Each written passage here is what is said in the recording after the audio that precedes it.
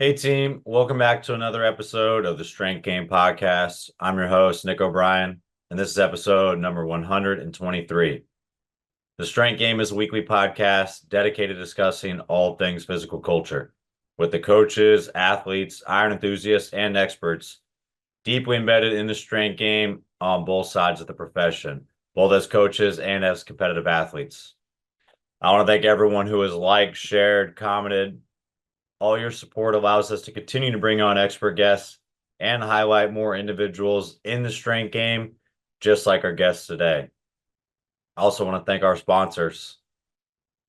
Family owned and operated since 1976, Samson Equipment has been specializing in full turnkey weight room buildouts from planning to installation.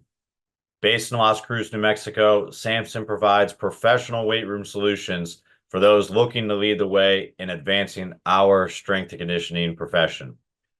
Coaches have relied on Samson as their top resource for all their weight room renovations because they provide the finest materials and design, product customization, and the most reputable customer service in the business.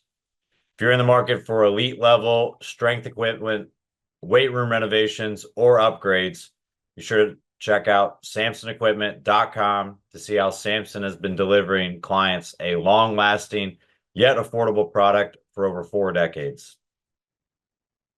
Also want to thank our sponsor, Cerberus Strength. Trusted since 2012, Cerberus is making the best strongman, powerlifting, and strength sports equipment and accessories, ensuring the ultimate competitive edge. Every one of their products is tried, tested, and proven by top-level athletes worldwide. So if you're in the market for the highest quality strength and conditioning gear and equipment, be sure to check out CerberusStrength.com and use promo code STRENGTH_GAME to save on your next order. I also want to thank our sponsor, Sport Kilt.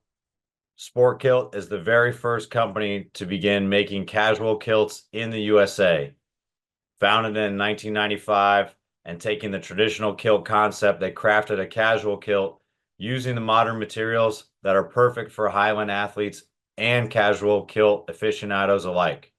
Sport Kilt offers an option for people looking for a tartan plaid kilt that is less expensive, comfortable, lighter, and durable, yet machine washable.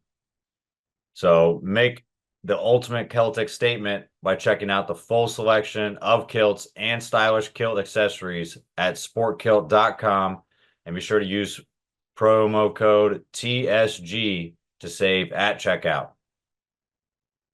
And in this week's episode, I am joined by Natalie Portwood. Natalie is the assistant strength and conditioning coach at the University of South Dakota. Portwood works with the Yotes women's basketball and women's soccer teams, in addition to being the first assistant for football. She joined South Dakota in the summer of 2022 after spending the previous year and a half as a sports performance graduate assistant coach at Southeastern Oklahoma State University, where she oversaw the basketball, volleyball, and softball programs while also assisting with football. Portwood also garnered experience as an intern coach at both the University of North Texas and her alma mater, the University of Nevada, Reno.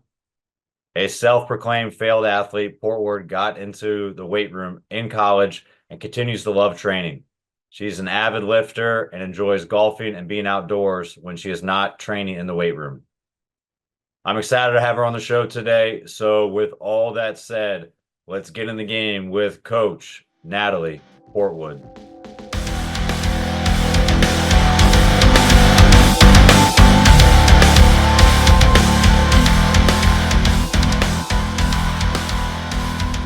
What's going on, everybody? Today, we've got from the University of South Dakota, we've got Coach Natalie Portwood. How you doing today, Coach? I'm doing great. Hey, I appreciate you coming on today. I know we talked before we got going. We're in the summer right now when we're recording this, so you're busy. Had a full morning, so I appreciate you taking some time this afternoon to share a little bit about yourself and kind of your journey with our audience. Of course. Yeah. Thanks for having me on. Of course. Hey, so let's start right into it. How'd you kind of get involved, first started in the strength game? Like, what was your first introduction to like training? kind of the sports you played growing up and leading into what you still kind of currently do to stay active and train yourself. Yeah, so growing up, I'd play a little bit of everything. When I got to high school, I started to kind of focus in on I played basketball and golf, two actually kind of opposite sports, but two that I felt that I was, best at. So I kind of specialized in those two. And then from there, I actually didn't play any sports in college. That's kind of when I got into the weight room. So just started lifting on my own, kind of to fill that void of not being in sports anymore. Started to get into the weight room. Just kind of would lift on my own. Didn't really know what I was doing, but I was doing it. And then in terms of like getting into coaching, getting into strength and conditioning, I kind of lucked into it in a way. So one of the strength coaches from the school I went to University of Nevada. One of the strength coaches actually just came into my class and said, "Hey, we're looking for interns. If that's something you might be interested in, come on in. Like we got some spots to fill." So, from there, I at that point was kind of on the route of I was going to be a PE teacher. So I was going to be in high school education coaching. And I just kind of really was looking for something to get experience in. So I took that opportunity as that. I wanted to just trying to get something on my resume. But once I went into that environment, I found that it really challenged me and that it was really enjoyable. I love the energy and I love being a part of a team. So that's kind of how I got involved in it. So I was an intern. This was 2019, my senior year of college, up until COVID hit. So I was there for about 7 months, I would say. And then after that, kind of took some time off. Everybody, wasn't really doing much. Graduated and then moved home, which is where I started a full-time internship at the University of North Texas.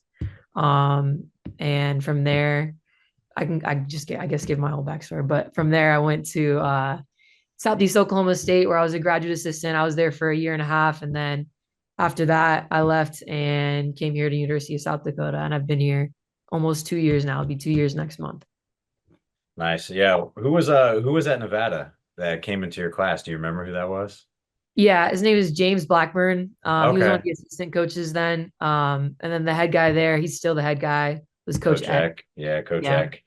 Yeah, I know Nevada pretty well, like that Reno area, just playing them in the Mountain West. So I figured I knew someone along the way that was there. And yeah, I met Coach Blackburn when James was still there. I think he went to Bryce after that, but um that's cool that that was kind of the first introduction, even going in and wanting to have like kind of a career that was still involved in sports and still kind of physical education and like health and fitness. But did you know that strength conditioning was like really a thing like at the college level, or were you already like set like, hey, I picked PE for a reason, and then you just kind of got enticed once you went in the weight room and saw like everything that was going on in that college atmosphere versus continue to pursue that physical education and high school thing?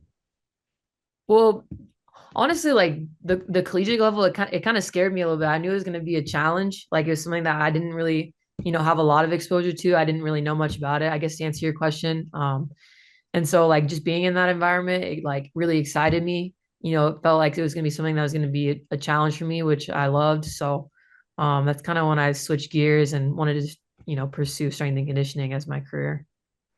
Yeah, that's great. That's a good place to kind of get your feet wet and then understand exactly what you want to do. And like a lot of times, like people don't really know what it is, or might seem that college is intimidating or any job is kind of intimidating. But to be able to go there and have some of those mentors and kind of get some experience at that level is super helpful too. And obviously it kind of changed your career path coming out of college, and then obviously COVID makes it a little interesting to kind of figure out what you want to do next, and trying to get hands-on experience in person is a little bit more difficult at that time. But luckily you were able to kind of do that stuff, and you've had some good mentors along the way, obviously, like Nevada with Coach Eck, and then like Coach Fears when you were at Southeast Oklahoma State, and Coach McLeod. Like those are some big people like in the profession too. Like how important was it having those individuals around you to kind of help you and kind of take you under your wing as you're kind of learning? Because I mean, you said it yourself, like it seemed like an intimidating profession. So going into it, having those people kind of in your corner and kind of help you out, Like how important was that, and what did they kind of do to kind of build your confidence along the way? Man, they were so important, so important. So, just Coach Eck, I'm always thankful for him because, that's just like my first opportunity. Him and Coach Blackburn, they kind of just gave me my first introduction to the field, show me that this could be something that, I could do. Um, my next stop along the way, actually, I don't know if so Rebecca Gold, that was my intern instructor at North Texas. That was a really great mentor as well because one, she's a female, so it's someone that I could really look up to in that regard, build confidence in the fact that, as a female strength coach, obviously not as many of us, but there's someone out there that's, really good at this, and that I had the opportunity to have a mentor there as well. So that was a really great experience for me too. Coach Fears, he is an incredible leader. So in terms of leadership, that man taught me a lot. Taught me how to, command a presence in a room, how to lead a group of athletes. I learned a lot there. And as in terms of X's and O's too, like he gave me a really great foundation for how I, program for my athletes, how I can change and implement things. And then here at South Dakota, Coach Cleat, he is really smart. He is a really smart guy. He's taught me so much about attention to detail and just focusing on really small things that in turn make a big difference. So things with like movement, stuff like that. He's really helped me develop my coaching eye. So just being able to see things is a lot more, fluid and easy to me now that I've been working under him because, he's someone who puts you in a pressure situation, asks you questions right on the spot, and you got to be able to answer that. So in terms of like having him as a mentor, I've learned so much here as well. Yeah, it's huge to kind of go to all those different places, and like sometimes it's just the perfect moment where you get to go to them and you don't realize like that's the important reason you're there, to kind of learn and pick those brains of those mentors and kind of what they really excel at, and then be able to take it to your next stop and then kind of add it to your own little toolbox too as well, and develop yourself as a coach. So like all those different pieces, I'm sure you're not going to be able to collect them maybe as quickly. It might take a lot more time if you had to do it all at one spot. And just to kind of garner all that experience is super helpful too. I'm sure it kind of helped you in your first job. You kind of talked about it kind of with your mentorship role, like when you were at North Texas and kind of just being with Coach Gold and kind of having like a female mentor to kind of look up to. Like I know I asked it a lot with a lot of the female coaches that kind of come on, just because it's going to be very different just kind of being outnumbered in this profession. But like how important was that, like not to take away from the rest of your mentors and everything too, but like how important is that to kind of like see someone in that position that like you can kind of emulate? Because I had those conversations with like our female interns and like young coaches that come in, because you see a female athlete, like they want to see like a strong female like in that strength coach position. Like I'm never going to be that. So like how important was it to kind of learn from her, and then be able to kind of like now carry on those things and work with some of your female athletes and even male athletes too, in now a female strength coach like full-time position? Yeah, I mean, it was really important. I mean, especially to me at the time, I was very I think timid would be a good way of explaining it, but I was, pretty shy, quiet in the environment. And I just remember like seeing her coach and looking up to her and being like, man, I want to be just like her one day, you know what I mean? So I think it was really important having her. And, part two with that, I think in terms of like the interns that were in that class, I think she was like a little harder on me just because I was a female. So I think it was good to have that as well because, in a separate environment, maybe like a male coach would have been easier on me. You know what I mean? So like I was challenged a lot in that spot. So I think it was just really important to have her as a mentor because I learned just so much from her. And, she's someone good to always, call back on too. Like her and I talk every once in a while too, and just someone good to have in my circle. Yeah, it's probably a good thing too that she kind of did that too, because it's she's almost preparing you and like kind of harden you for the career, like it's kind of in front of you. It's I don't know from that perspective like how difficult it is, or like if there really is like still coaches and like administration, and like when it comes to hiring process, like is it really actually more difficult for like a female to kind of get that experience, or do people still kind of like shy away from hiring a female or whatever kind of biases you have to it. But she kind of probably coming up in the profession saw it even more difficult and realized like kind of the road ahead for you. So it's good that like she kind of prepared you and was like, hey, listen, if you're going to really survive in this, you need to be tougher than the rest of the intern class, because you might get to a place where you're the only female on staff. Like that might be I'm not sure if that's the case right now for you. Like, are you the only full-time female on staff? Yeah, I am. Yeah, so there you go. Like it's a different, like you're kind of playing like in a quote unquote like kind of guys like profession or guys world. So I mean, I deal with that sometimes with like some of my soldiers that are like in kind of more male dominated like job descriptions and like MOSs. You just kind of have to deal with it and like toughen up, but it's no different than being like one of the guys at that point in time. So has coming like from that process and then being in a position where you're full time, like how have you kind of been able to give back? And do you see kind of yourself in some of like the interns, maybe even some of the female interns that are coming up nowadays, that like you can kind of give back to them and prepare them in the same way that you were prepared from them? Yeah, so I'm actually in charge of our internship program here, and we don't, it's surprising, we actually don't get a whole lot of interns that come in and like want to be strength coaches. We get a lot that come in and want to go into like physical therapy and whatnot, because for the major here you have to do an internship. So a lot of times we get that, but in a way we love that, because we're like, you know what, let's, show these kids that want to go into physical therapy what it's like on our side, so they can get, a more well-rounded perspective. So in terms of like leadership with the interns that I've had, none of them have specifically wanted to be a strength coach, but I have gotten to pour into some kids that want to go into, other professions that relate to strength and conditioning. So that's been really good. And then, I've had a couple of phone calls, like some coaches that I've worked with in the past have, got me on the phone with some of their female interns. So I've had, conversations with other females out there that are coming up in the field. So I've been able to kind of pour into people that way. But in terms of like my experience with it, that's what I've done so far. But moving forward, I'd love to, have someone that's underneath me that, really wants to be a strength coach, so I can guide them and, show them what I've learned along the way as well. Yeah, being a good role model for an intern or a young coach kind of growing up like in the profession, no matter like what their gender is. That's, I mean, it's huge, but it's even more powerful when you kind of get to have that experience like you had when you were at North Texas with Coach Gold too, and kind of pass that down to the next group of young coaches kind of coming through the profession. But yeah, I've kind of experienced that too when it comes to like having a lot of either interns or like kind of volunteer coaches where they're not really bought into being a collegiate strength coach. And you could take it one of two ways. You could go the route of, well, I'm not going to really do much with them or invest in them, or you can kind of take the route like you're taking and really kind of show them exactly what you guys experience on a day in day out basis.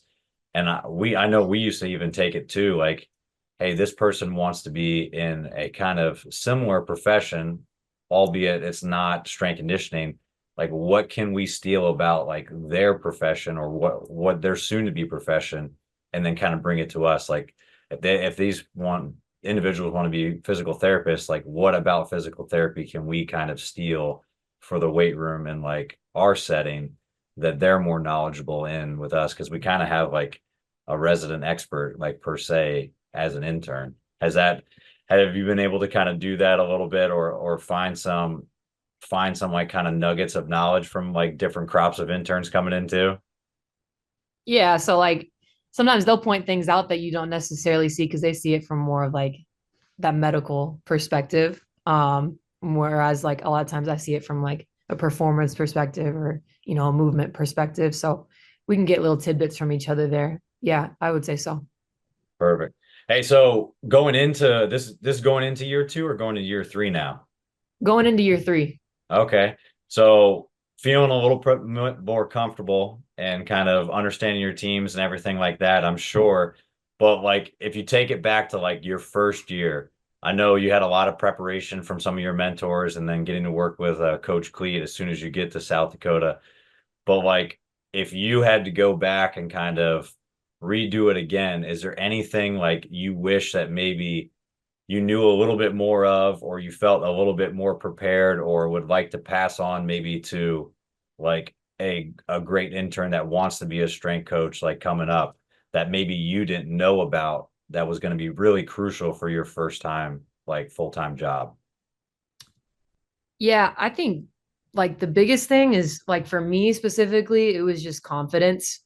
Like I, was a little bit quiet coming in. I tried to get out of that pretty quick, like I wasn't, quiet for a whole long time, but I just wish coming in that I just was a little bit more confident in myself. Um, and didn't doubt myself so much, like there's always going to be people out there that doubt you.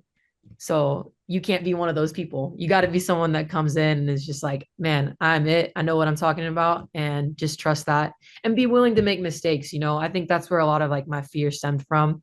I don't like making mistakes or messing up. So um I think going back, if I would have just allowed myself to make mistakes a little bit more, I might have learned a little bit faster on some things. But um just that would be for like myself. I would just say going back, be confident, know that you know your stuff. Like once you get to the full-time level, maybe you don't know everything, you're still coming to learn your first full-time position, but just having that confidence and being willing to step into the room and you know talk your mess a little bit. I think that's important. Yeah, when I think when you're able to kind of coach loose and you feel a lot more comfortable, even and like you're willing, you understand that you're going to make mistakes and you don't know everything. Like it just makes everything so much easier. It makes it so much more fun as well, too.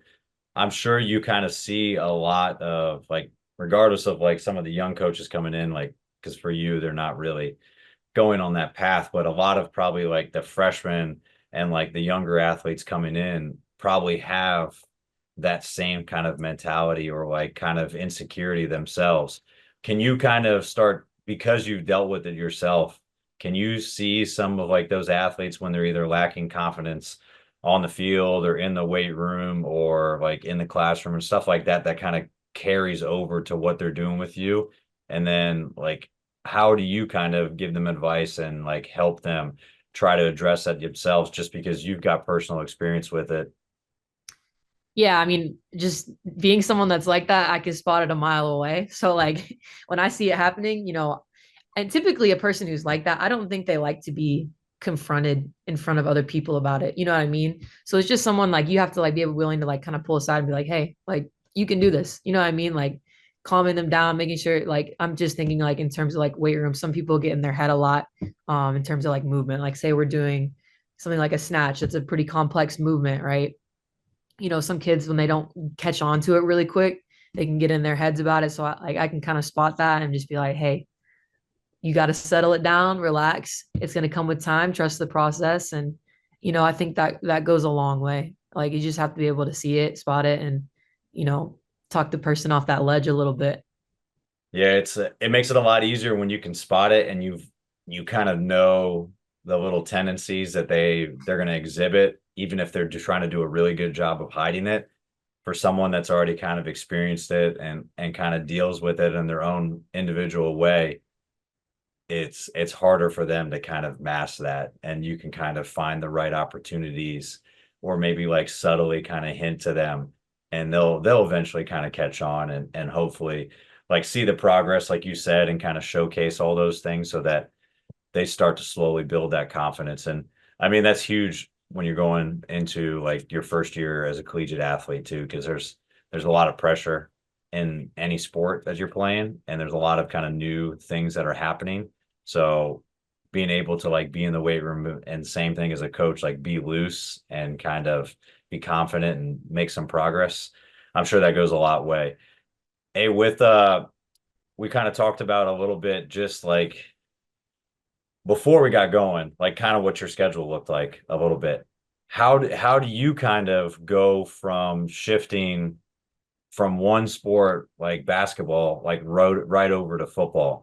Because I think a lot of people that kind of have multiple teams and whether it's assisting with a team or whether they're kind of working as the lead for certain teams, like when you don't have like a buffer in between and it's just one team right to the next team, like you have to have some confidence going into that, and you kind of have to be super prepared and be able to like on a switch, just flip it and go into the next thing.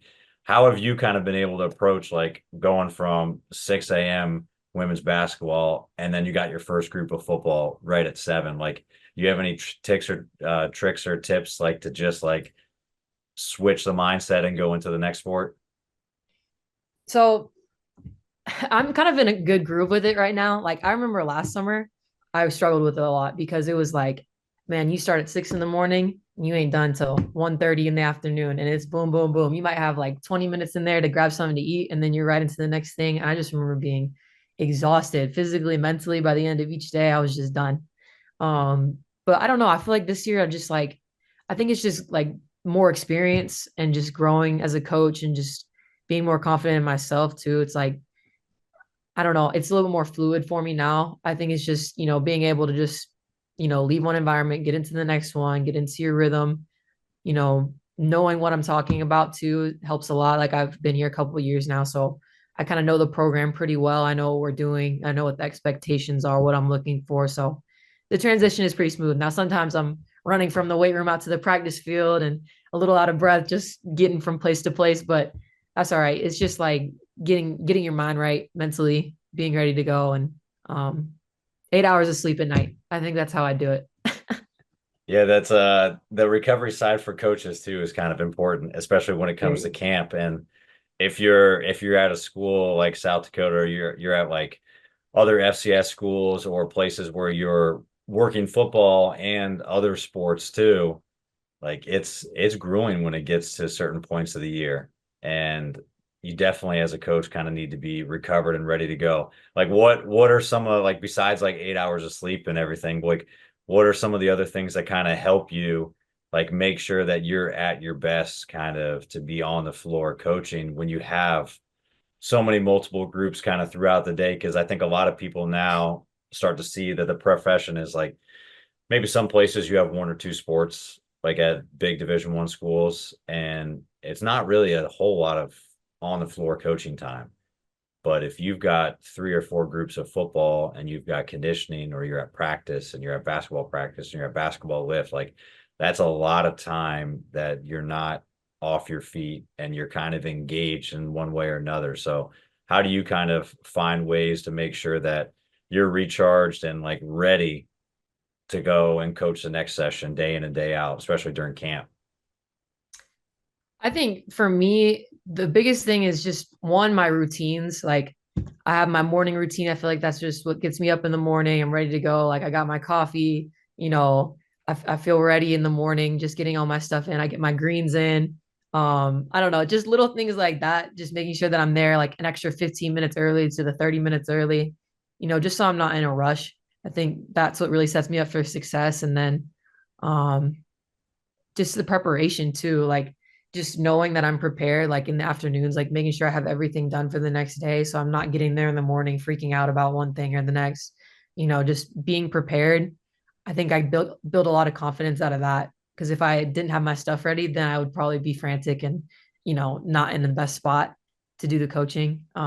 But yeah, I think routines, preparation, and then in the afternoons, I found myself at the pool a lot.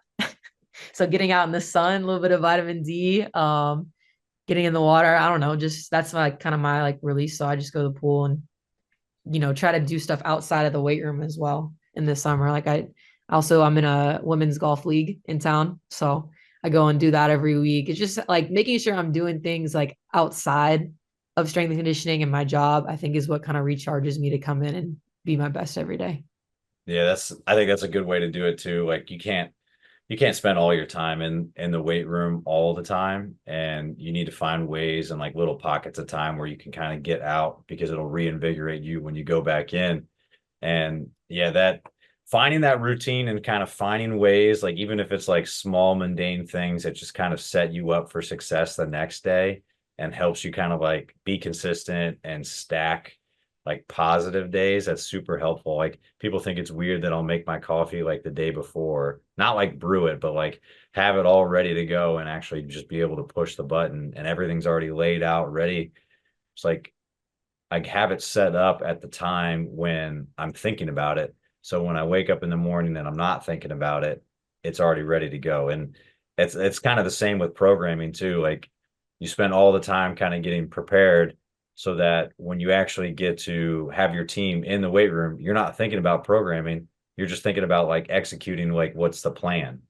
And Mm. that it definitely gives you more confidence too when you go into it and you're having crazy conversations with athletes about dumb stuff they did over the weekend or trying to like unfuck whatever nonsense they did and make sure that I mean there's an assortment of things. So you're always going to have some sort of change to a schedule or something that kind of comes up. So the more prepared you are on the front end definitely helps you when it comes to like the athletes are in front of me, it's time to coach. Right. Absolutely. Hey, so you talked about kind of the women's golf league and kind of finding some pockets of time to like get outside and do some things for yourself. Like how about as it like pertains to training? Because I know you talked about like finding that passion for lifting and everything like in college and then getting more and more involved with coaching. So how do you kind of set up your own training? Like is it like what the football guys are doing a little bit ahead of time? Is it like what women's basketball is doing conditioning? Is it to get you ready for golf or how do you kind of like continue to stay active and like what's your training kind of program looking like? Yeah, so like me myself, I'm really big into Olympic lifting. I might not be, the most advanced lifter in terms of load, but I love Olympic lifting. I do some form of it every day. And then I do some form of powerlifting too. Like I do something heavy every single day. I think in the summer it's almost the hardest time to do that because you're pretty fatigued after being on your feet for such long periods of time, but um I just like me personally, I love getting better at like my own stuff too. I feel like I'm trying to keep up with the athletes a little bit too. Like as a strength coach, you got to be able to do the lifts and be strong, and that's kind of part of the look. So, um, I always try to find time for that. I try to train every single day, maybe excluding weekends, but that's just because I have a passion for it too. It's not like really for any other reason, but I love doing it. So, um, yeah, I guess is that answer. Yeah. So like it's interesting kind of like not coming from like not playing sports and stuff from high school too. Yeah. So there you could still have a passion for coaching and like you talked about making sure that you're kind of walking the walk and the athletes understand and you're trying to kind of keep up with them in a way. But some people like find it like hard or like they have that hard line between like working out and training. So do you kind of separate those two and like find ways to maybe even like set goals for yourself or like during different parts of the season try to like do a mock meet or something like in-house with the rest of the staff or things like that? Like, how do you kind of continue to stay motivated and make training kind of continuous like the whole year, even if you're not gearing up for a game or a competition yourself? Yeah, I don't know. I've got this like internal voice in my head that tells me more weight all the time. So that's really my thing. I just want to lift more weight. So I just train really hard and that's like an internal motivation that I have. I don't know. We don't do it like that, like in-house competition. That's a great idea though. I might have my staff get on that because I think that'd be really fun. But no, I mean, I think it's just for me really internal, like throughout the course of the year, there's only like one time that I really take off is in May. Just because like traveling, whatnot, it can make it hard to train. Going to like conferences, going home, whatever I'm doing. So that's like the one time a year I don't train, I guess the hardest, but the rest of the time, I'm at the weight room, so I'm gonna get mine. Like I'm gonna be training too. I think you asked like what kind of like stuff do I do? Like my whole first year here, I did the football program just 'cause I felt like it was a great way of learning it. And then like here recently I've been doing like my own stuff. I like the past year I've probably been programming most of my own things. And then really the past since the conference, I met someone there who was really strong. She actually squatted 405 at the Sorinex booth. And I was like, I need your program. So right now I'm doing something a little bit different. Just to kind of expose myself to something new and trying something different stuff. So I think just finding new ways to challenge myself is what keeps me going, and trying not to do the same thing over and over again, but in some regard, being consistent in what I'm doing.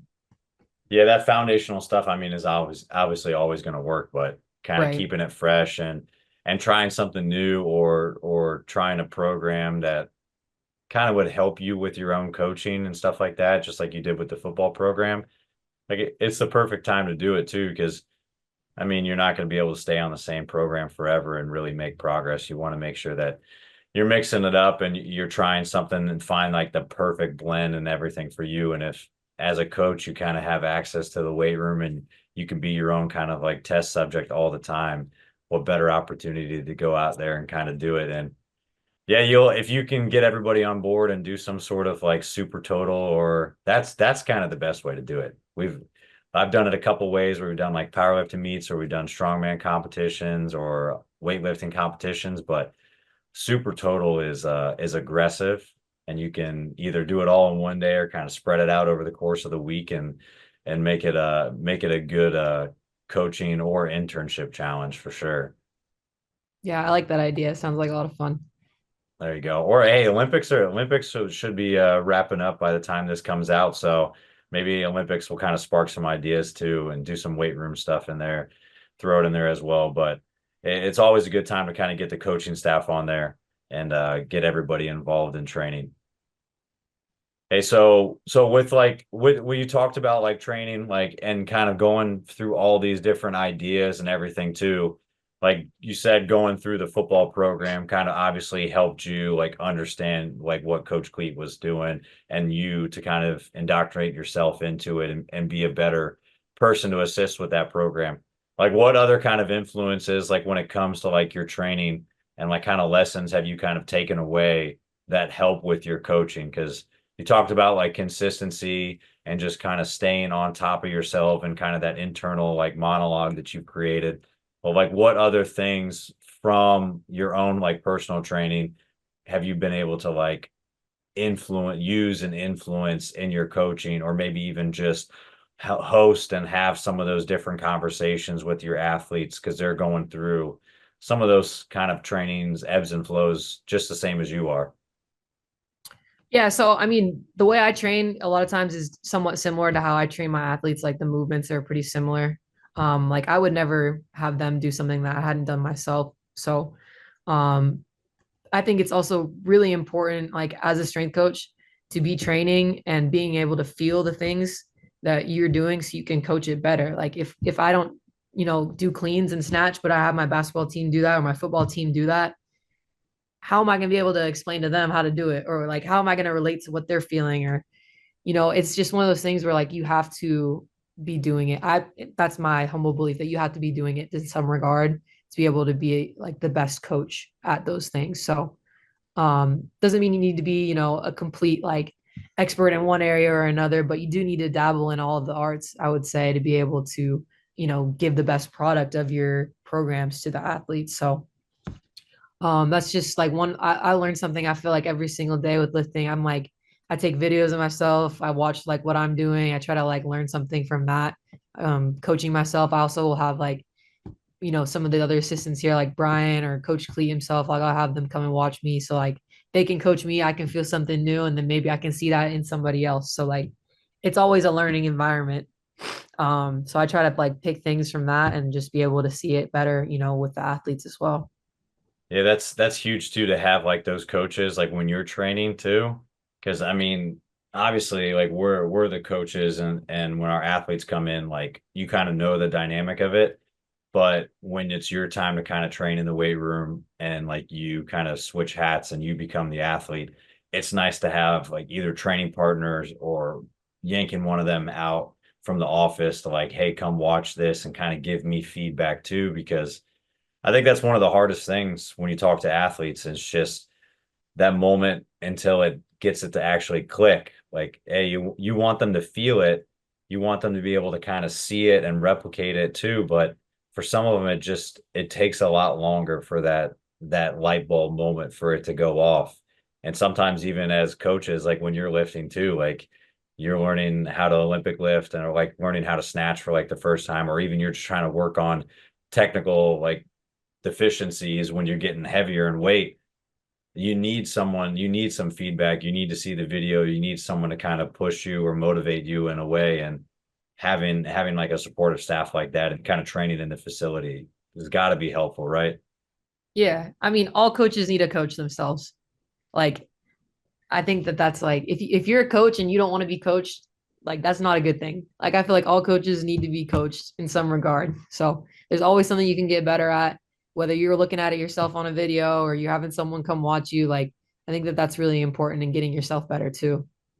Yeah, definitely. Hey, so you talked about a lot of Olympic stuff and just kind of your own training as well as like getting set up for your own athletes. Like how often are you teach like is every athlete that you have kind of teaching like you're teaching the snatch? Because that's one of the ones that it's either like you live or die by it. There's not a lot of people that like half teach how to do a snatch like in the weight room. So how do you kind of progress them? Because I know I've seen some of the videos like coming out of South Dakota and like what you and Coach Cleat and the rest of the staff do, and just kind of all the minute details that come with trying to get freshman linemen to like deep squat and like squat with a bar over their head. And it's awesome to watch them do it, but like how do you kind of take those approaches and then like working with your own athletes when it's kind of away from Coach Cleat's program too? Like, do you make any kind of slight twitches and like changes, or is that an integral part of your programming too? Yeah, I would say my programming is pretty similar to Coach Cleat's. Shout out Coach Cleat because honestly, his approach for teaching the Olympic lifts is by far the best that I've ever seen. You know, everything he starts it off very basic level, right? We're not going to put a lot of weight on the bar. What we're going to do is focus on using our legs, vertically driving, um, just keeping it really simple, right? Taking away a lot of the stuff that can complicate the lift. Because a lot of times, like you see people doing like hang cleans or, cleans from the floor. It's just like their start position or the position that they're putting themselves into from the beginning of it is what is leading to poor execution of the rep. So for us, it's just like, okay, how can we make this so simple that they can't mess it up so they can feel what it's like to be right in terms of like the execution of the rep. And then from there, that's when we can start to, advance the movement. So like we always typically start from a muscle variation, so a muscle clean or a muscle snatch. We call them one count. So basically it's just loading the legs, dropping the hips, and then driving tall into the execution of the rep. And um, it really teaches well how to get vertical drive on those reps and how to use your legs properly. Make sure that we're not overextending, pulling with our backs, stuff that you see a lot when people aren't doing Olympic lifting very well. How do we avoid those things and how do we do it in a way that's going to transfer to the sport? I think that's the biggest thing is like people shy away from it because, you know, they say that there are a lot of other ways to get explosive power development work in. But that's the biggest thing with us is like we need it to be such great technique because otherwise it's really not going to transfer to the sport, right? So we want to teach really great triple extension, do it in a way that's safe and proper, so that way it can transfer out onto the football field, it can transfer out onto the basketball court. Because that's at the end of the day what we're doing. We're not here to make them Olympic lifters, right? We're here to make them better at their sport, make them more powerful athletes. So I think that's just a big piece of that. And I think I kind of went on a tangent there, but um, to answer your question, yeah, like I do a lot of the stuff that he does with my teams as well. I learned a lot of that from him. I would say all of it from him, to be honest. But yeah, it's really just, keeping it basic to start, taking your time with teaching the basics, and then progressing once they've mastered the basics. Yeah, that's a good way to put it too. Like just you're making the complex like more simple.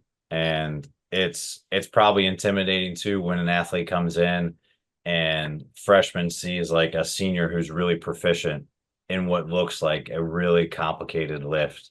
And it looks heavy and it looks fast and they look like they're doing a lot of work. But when you can kind of slow it down and start with a really good foundations and make sure that you're not progressing them too quickly, like that's the recipe for success. And I know people will kind of fight like tooth and nail or be like in one camp or another when it comes to Olympic weightlifting or like their rationales for not doing it. Like I think if you're proficient in it and you know what you're doing and you feel confident in coaching it and you have the equipment, and you have the time, then I don't see why you shouldn't do it. And I mean, there's a lot of other variables that kind of come into place, but if you do everything that you were talking about and you make sure that they're progressing, you can feel it, like you're working on quality movement, then it's only going to benefit them when they actually take to the field or take to the court, whatever their kind of sport looks like. So definitely awesome to kind of hear like how you guys started from the ground up and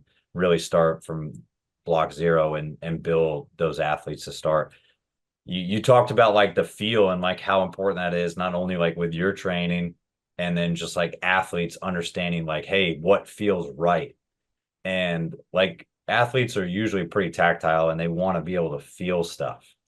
Like when they're going to do something and you go to tell them like, hey, you're doing this cut wrong, like you're doing like this pro agility in the wrong position. It's one thing to like show them, and it's a different thing because they're going to execute it differently. And that's why like weightlifting and being able to put them in the positions and like teach them the stuff in the beginning where they can feel it. I think that's where it clicks a lot more too. When it comes to like kind of building in like conditioning for some of your athletes or like coming to the speed and agility stuff too, like are you trying to incorporate that into your own training a little bit too and like kind of get a feel for what that looks like? I know you did the football program, but like same thing kind of with basketball and everything. Like how are you adding some of those athletic elements into your own training a little bit too, just to stay up to speed with them too?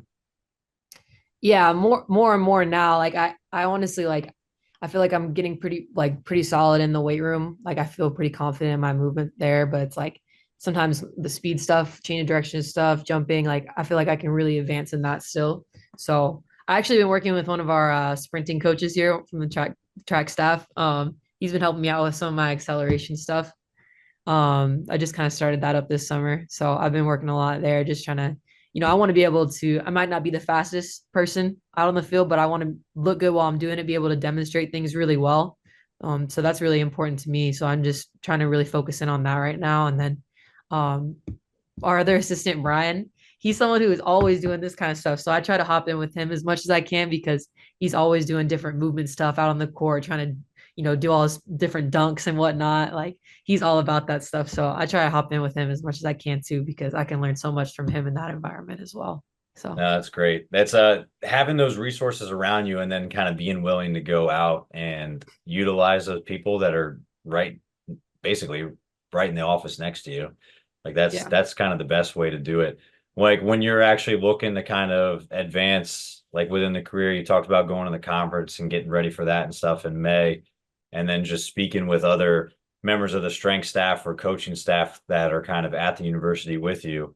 Like outside of those things, like where do you kind of go to work on like yourself as a coach, like as an individual? Like what are some of your kind of like favorite resources or other coaches you kind of lean on that would help some of the other listeners? Um, I'd say like as far as resources, like I use social media a lot. Like I'm on Instagram. Like I try to, there's some good and bad stuff out there, so I try to sift through that a little bit. But in terms of like the resource, like I think that's a really incredible one. So I, try to stay up on that. Like a lot of times I feel like my whole feed is just strength and conditioning stuff.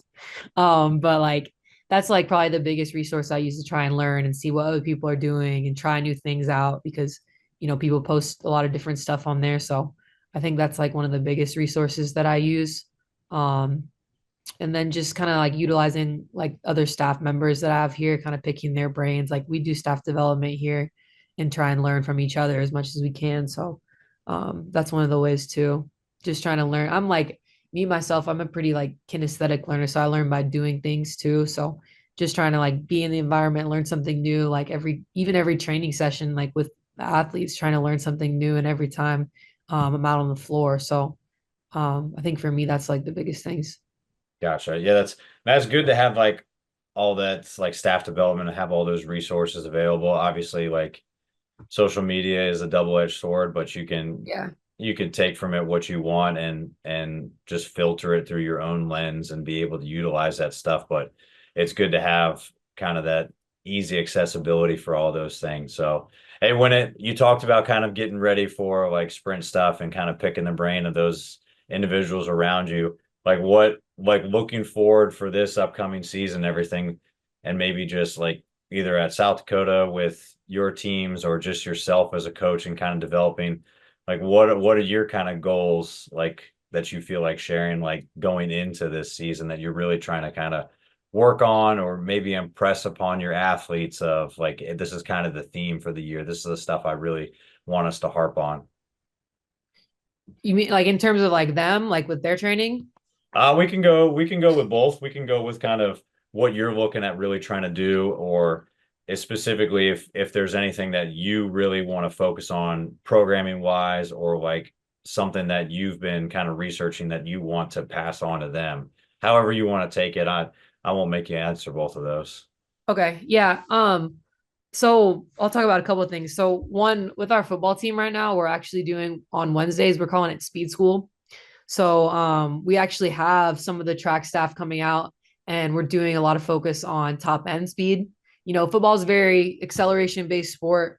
So we hammer that in other days of the week, but we've got Wednesday we're working specifically on our top end speed, which is something new for them. It's a new stimulus that they're getting exposed to. We do it out on the track, which has a lot of our skill guys are really interested because they're out there. So doing a lot of drill work, running wickets. We got our track complex super awesome. We got like this nice ramp they do hill sprints up on. So just exposing them to new stresses there. And I think it's nice for them having like some track coaches in their ear too, because they say things that we don't say. It's not like, oh, this is better. I mean, it's just different. It's a different coach, someone new to hear things from. So I think that's been really great for our guys. And overall, it's going to help them out a lot this season, I think.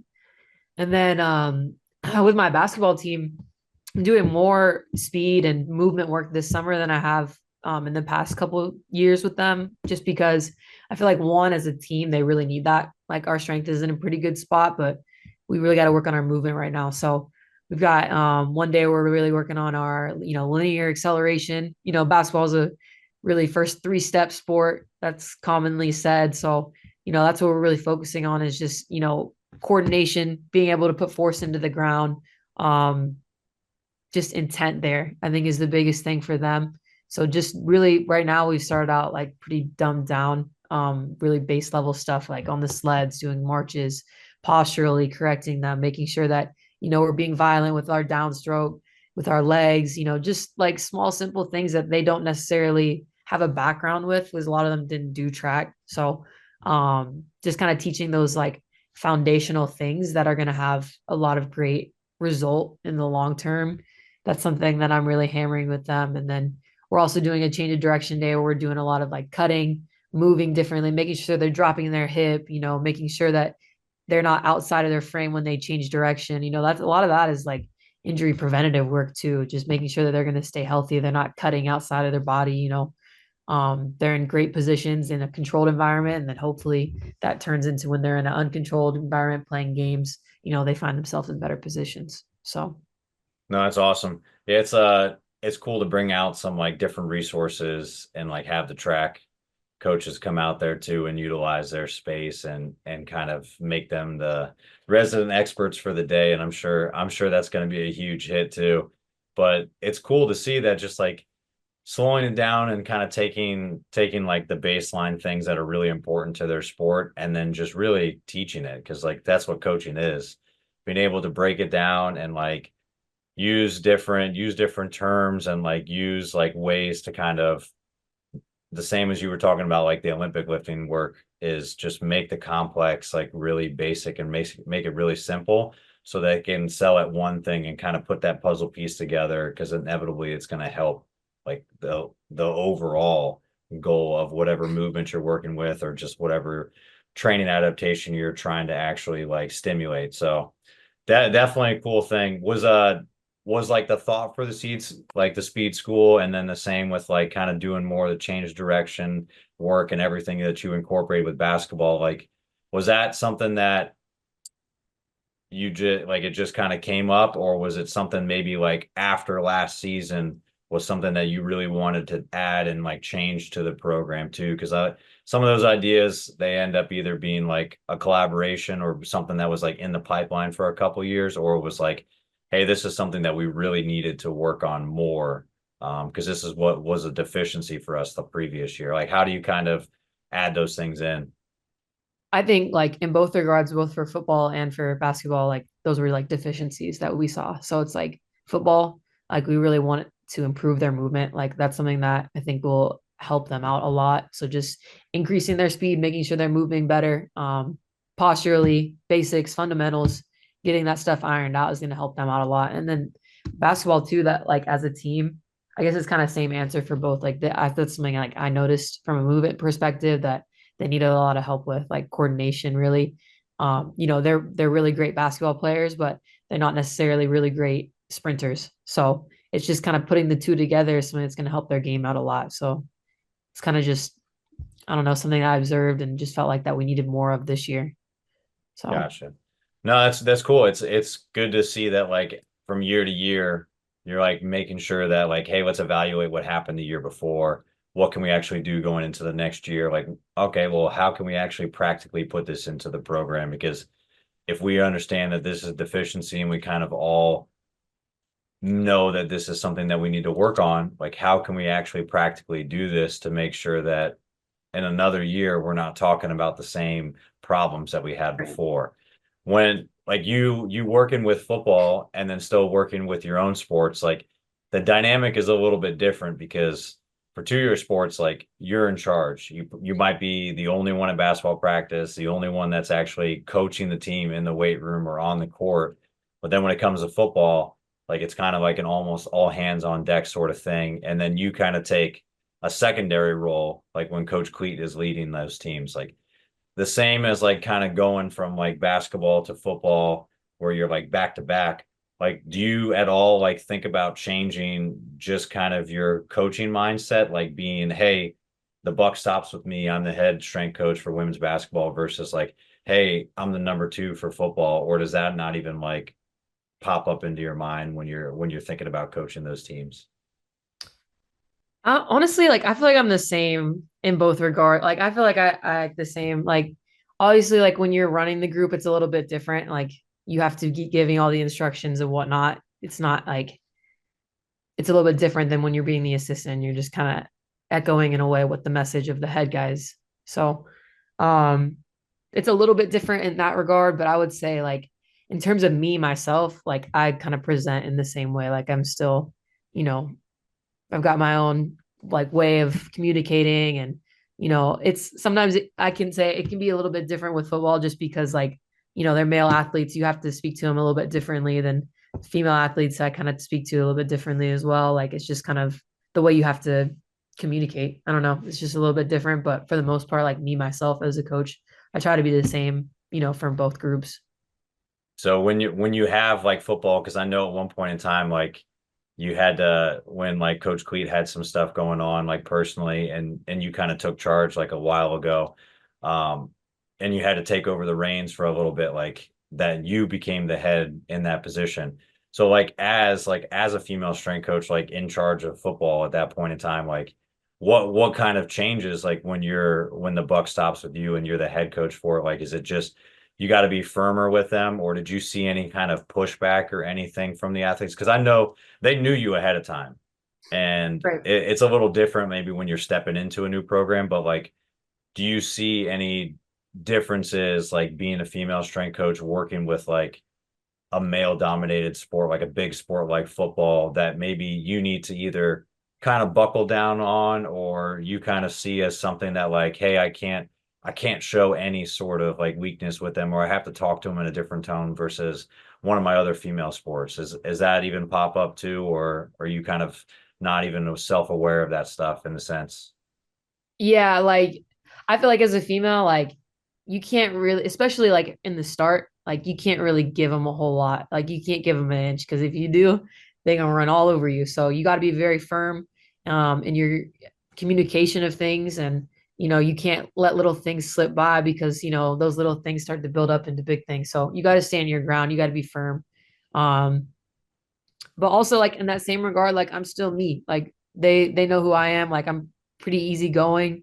It's like do the work, show up, work hard, have a good attitude, and like we're not gonna have any problems. But on that same note, if you come in and you're BSing me and I see it, like I'm gonna call your ass out. So it's the same thing. It's like I like to love them up when I can, but at the same time, like I'm not gonna give them an inch either. So um that's kind of how I approach it. Yeah, it's kind of tough love, and you got high standards for it, and you're still coaching within your means, and regardless of what sport it is or who's kind of leading that position or that sport, like you're coaching within yourself, and it's the same as you talked about, like just having that attention to detail and really kind of being firm with it. And you might have to be like a little bit firmer, but the standards don't change, like the expectations don't change. You just know that there's no leeway. There's no room for error in this because, like you said, they might try to take a little bit extra just because they think they can take advantage of the situation. But sounds like you got a pretty firm hand on it, and I don't think they're gonna mess with you anytime soon. So it's cool. They It's might cool try, but they ain't gonna get that it. They ain't gonna get it. I tell you what. hey, there you go. Don't let them get anything. So that's damn sure. So hey, Natalie, like any good training session, we end the show with a finisher. So I got 4 quarters, 4 questions, and hopefully you guys don't find yourself in overtime this year, but might have one question at the end. But you can go rapid fire in any of them, or you could take your time. You ready? All right, let's do it. All right, first one I got for you. Biggest influence in the sport in strength and conditioning. On me is probably my current mentor, Cleet McLeod. Just a lot of the stuff that I do in terms of coaching and programming, it's from him. So I'd say for me, that would be him. All right. And I know we kind of touched on it a little bit too, like with just like your recharge and stuff that you kind of do, but maybe anything you haven't shared before, you want to harp on stuff you've already talked about. But when you're not in the weight room and not coaching and like you kind of put the university in the rearview mirror for a day, like what are you kind of doing as like some hobbies that get you going again? Yeah, we kind of touched on it a little bit. Like I love to golf. I like to go to the pool in the summer. I like to just hang out, get some just chill time at my house too. Like something I'm also really big into is cooking. So like I like to try new recipes all the time. For some reason, like that's just like fun to me. So that's something that I like to do. All right. Hey, so if you weren't coaching, what do you think you might be doing as a profession instead? And if you had to go back and you were like the greatest athlete at any sport, what sport would you pick to like play in college if you were given an opportunity? Um, let's see. So what was the first one was So if if you weren't if you I weren't coaching, what do you think your career would be right now instead? Or probably what would something. you pick? What would you pick as a career? I don't know. I've thought about this before. Probably I don't know, something maybe like on the beach, like somewhere like tropical. I think that would be really cool. Um, and then like in terms of a sport, like I really resonate with basketball, so I feel like it would be basketball. If I was a guy, maybe football, because I also love that. So I You could can see that still for you can myself still too. play football as a guy. I've seen enough, or as a girl, I've seen enough kickers in different positions out there. It might be hard college for sure, but definitely, definitely. I mean, you can give it a go. Yeah. Hey, so if you're setting up an ideal training day for yourself and like you win over everybody else in the weight room for control of the stereo, like what music is playing and what is like your best post-training meal look like? Recently, I've been putting on, and everyone else hates it. All the other strength coaches hate it, but I'll put on Sexy Red. It's just, yeah, I knew I was gonna get that response from you, but it's just, I don't know. It's funny to me, and it's got a good beat, so I get onto that. And then post training meal, this is one of my routines, but I do a shake and then I do a banana. That's it. Separately? No, it's together. Get a little bit of Okay. carbs, get a little bit of protein. That's typically what I do. All right, I gotcha. Hey, so last one I got for you right now. What do you think is the most important attribute of a successful coach? And then if it's not the same, what would you say is the most important attribute of a successful athlete, in your opinion?